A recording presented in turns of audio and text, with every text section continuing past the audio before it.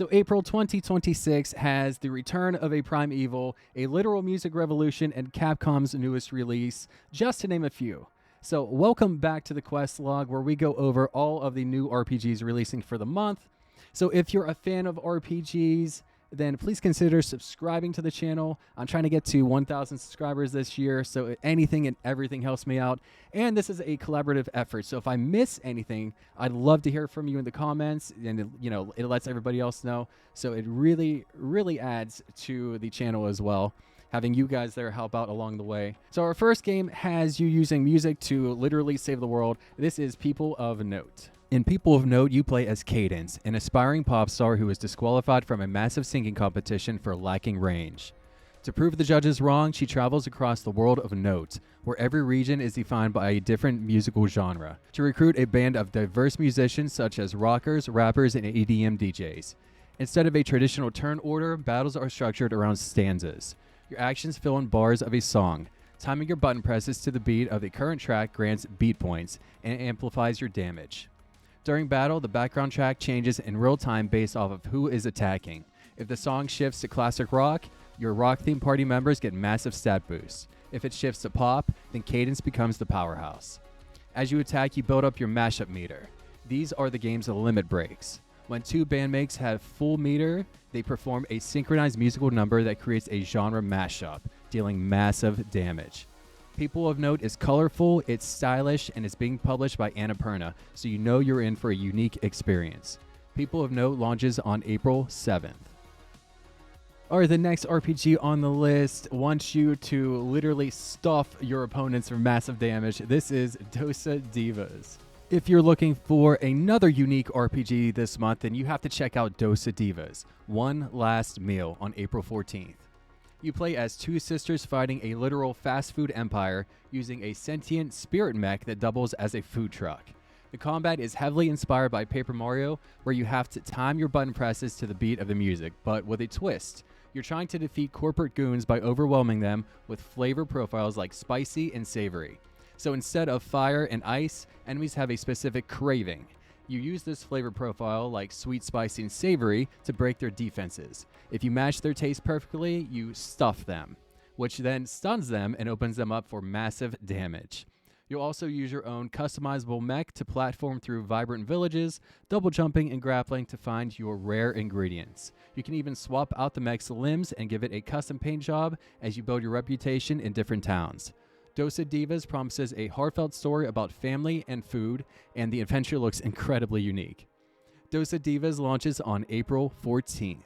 Alright, the next game coming up is admittedly more action-adventure sci-fi, and it is coming from Capcom, so I wanted to include it, and it has some light RPG elements to it, so I think it kind of fits, but this is Pragmata. Set on a lunar research station in the near future, Pragmata follows a spacesuit-clad human named Hugh and an enigmatic android girl named Diana. The station has been taken over by a hostile AI called Idis, and the two must work together to fight their way back to Earth. The world design is intentionally uncanny, featuring a version of New York City that looks like it was generated by a glitchy AI, with buses sprouting from walls and taxis sinking into the pavement. You control Hugh's heavy artillery while managing Diana's hacking abilities. Enemies are often immune to bullets until Diana completes a real-time hacking minigame to drop their defenses. This is where the RPG comes into play, because between missions, you return to the shelter, and this is like the game's central hub. Here, you will use resources found on the moon to print and upgrade Hugh's weapons and thruster suit, as well as enhance Diana's hacking nodes and utility skills. If you want something that looks next-gen and plays like a tactical action RPG hybrid, then this is the big one to watch. Pragmata launches on April 17th. So the next title has action, 2D side-scrolling, and a blend of city building. But get this, the city layout is actually your character's skill tree. So the more resources you collect, the stronger your character gets, which gets you better resources, so on and so forth. So check this one out. This is Kingdom's Return. In Kingdom's Return, you play as a lone adventurer tasked with reviving the fallen kingdom of Almacia. You aren't alone though, because you are paired with Kronos, the Fairy of Time, to solve the mystery of the time-eating fruit and the ancient monster that caused the realm's ruin. It's a stylish blend of 2D side-scrolling action and kingdom-building strategy game. The game features a dual loop system where your progress in one half of the game directly fuels the other. So in action phases, you choose from 4 distinct character classes: the Imperial, which is a tank; Wizard, DPS; Alchemist, debuffer; and Zimpangu, which is agility and dual sword based. You'll dive into side-scrolling dungeons to battle bosses and, most importantly, scavenge for building materials. This transitions into the strategy phase where, back at home, you use those materials to physically rebuild Almacia. This isn't just cosmetic either. The buildings you place act as your progression system. Specific structures provide permanent stat buffs and unlock new skills for your characters, so your city layout is actually your skill tree. The more you build, the stronger your hero gets, and this is really cool, and I can see this becoming highly addictive. Kingdom's Return launches on April 23rd. All right, the last title for the month. This one, it kind of feels like a 2.0 for the game because the next expansion is adding a bunch of systems, endgame systems, and improving upon current features. So this is Diablo 4, Lord of Hatred. Lord of Hatred serves as the climactic conclusion to the Age of Hatred saga. Picking up immediately after the events of Vessel of Hatred, the story shifts to the Isles of Skovos, an ancient, fanatical region once home to the Amazons and the birthplace of the firstborn civilization. As Mephisto's corruption threatens to consume the pools of creation, players must form an alliance with Lilith to stop her father before he reshapes Sanctuary in his image. And honestly, I think this is just a way to bring back Lilith because she was so popular, so, whatever. It's fine.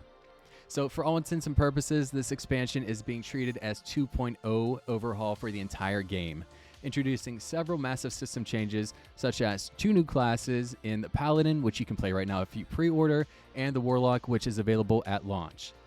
The War Plan system, it is a total rework of the endgame, so instead of random grinding, players now craft their own progression paths by selecting specific activities and layering them with custom modifiers to target rewards. So along with that is a massive skill tree rework. Every class, including the original 6, is getting a deeper, more complex skill web that replaces the passive power nodes with more active modification paths. Another system is the Heroic Cube and Talismans. So the iconic cube returns for advanced crafting, while a new talisman equipment slot allows players to equip charms that provide powerful set bonuses. And lastly, fishing is being added to Diablo 4. So if you're looking to just relax in Sanctuary, then fishing is here for you, and it offers unique rewards, so we'll have to see what those are. But anyway, Diablo 4 Lord of Hatred launches on April 28th. So that is the list for April 2026. Please let me know in the comments what you're excited for, what you're playing, and or if I kind of told you about any games that you had no clue that were coming out. Love to hear from you. So what am I playing for the month? So I will be continuing to play World of Warcraft Midnight. I'm having a lot of fun with this expansion. The launch was great. I am doing Mythic Plus, and this season so far seems more approachable than previous seasons, so I'm having a lot of fun there.